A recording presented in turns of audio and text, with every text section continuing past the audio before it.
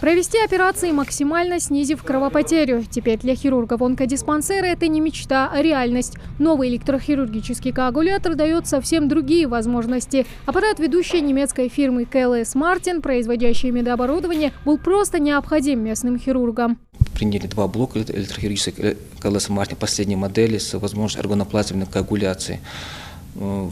Очень удобная вещь, 99 программ работы, то есть это общая хирургия, урология, гинекология, малоинвазивная эндоскопическая хирургия, полипектомия, то есть 1099 программ. В принципе, можете даже сами настраивать программу, выбирать под себя, каждый хирург может под себя настроить. Вещь очень хорошая, только хирург поймет, честно говоря, насколько это облегчает ему работу, ускоряет процесс и улучшает качество самой операции. Электрохирургический коагулятор появился в диспансере всего месяц назад, но его уже успели опробовать в действии. Порядка 3-5 операций в день, и ни одна не обходится без него. Работать по старинке врачам уже не представлялось возможным. Раньше, чтобы остановить кровотечение, им приходилось перевязывать органы и ткани. Теперь современной техникой необходимости в этом нет.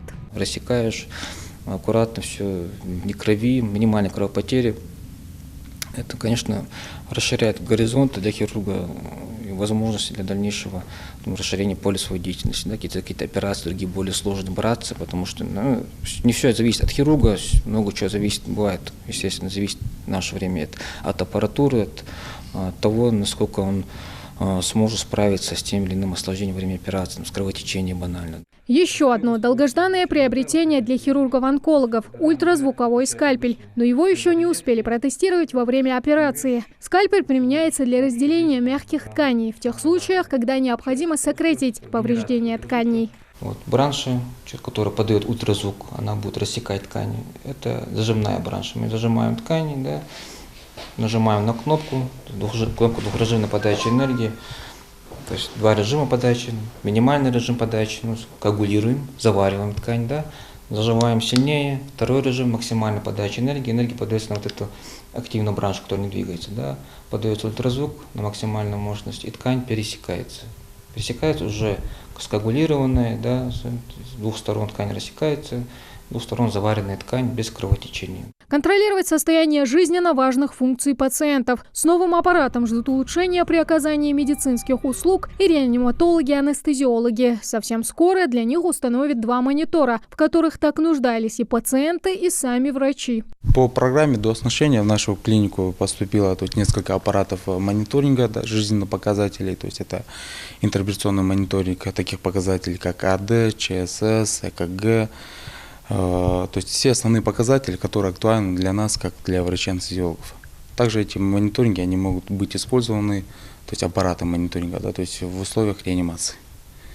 В принципе, иметь аппараты экспертного класса в нашем учреждении – это большой плюс для нас, для врачей-анестезиологов, реаниматологов. Не только лечить, но и диагностировать онкологию. Врачи ждут также нового диагностического оборудования, которое должно здесь появиться уже совсем скоро. В этом году мы получаем вот самое дорогое из них и самое важное для нас – это лапароскопические стойки, которые позволят нам для многих локализаций опухолей проводить лечение через небольшие проколы, так называемую малоинвазивную хирургию. Мы заказали ультразвуковой аппарат переносной для интраоперационного УЗИ. Это будет первый аппарат для, так скажем, интраоперационной или во время операции для проведения навигации, исследования лимфатических узлов, например, их поражения для последующей диссекции.